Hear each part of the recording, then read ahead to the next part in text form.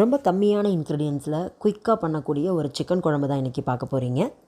இது சூடான ரைஸ், இட்லி, தோசைக்கெல்லாம் சூப்பரான ஒரு காம்பினேஷனுங்க.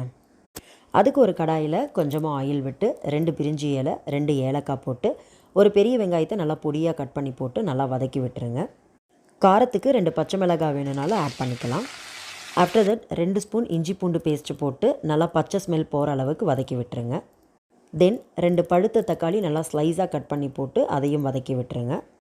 வெங்காயம் தக்காளி வதங்கிறதுக்கு கொஞ்சமாக சால்ட்டு தூவி விட்டு லெட் வச்சு க்ளோஸ் பண்ணிட்டீங்கன்னா அந்த தக்காளி நல்லா குழஞ்சி வந்திருக்கும்.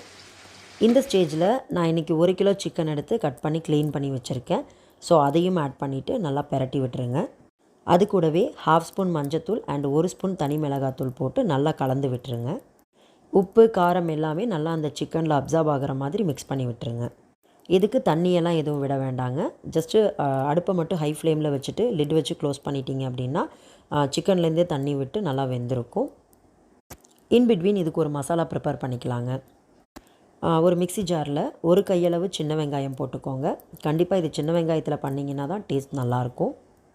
தென் 2 பச்சை மிளகாய், 2 துண்டு பட்டை, 3 கிராம்பு, 1 ஸ்பூன் சீரகம், 1 ஸ்பூன் மிளகு, ஒரு 4-5 சில்லு தேங்காய், இது எல்லாமே ஆட் பண்ணிக்கோங்க.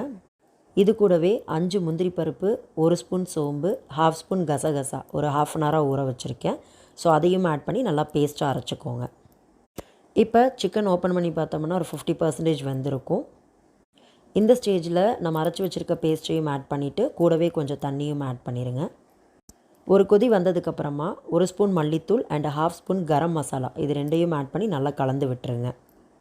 தென் உப்பு காரம் செக் பண்ணிவிட்டு வேணுனாலும் ஆட் பண்ணிக்கோங்க. ஒரு 10 மினிட்ஸ்க்கு நல்லா கொதிக்க விட்டீங்க அப்படின்னா அந்த மசாலா எல்லாமே வெந்து நல்லா குழம்பு திக்கான கன்சிஸ்டன்சிக்கு வரும்.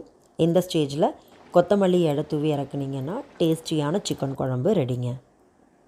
இந்த மாதிரி ஒரு தடவை ட்ரை பண்ணி பாருங்கள், கண்டிப்பாக உங்களுக்கே பிடிக்கும். இந்த வீடியோ பிடிச்சிருந்ததுன்னா லைக் அண்ட் சப்ஸ்கிரைப் பண்ணிக்கோங்க.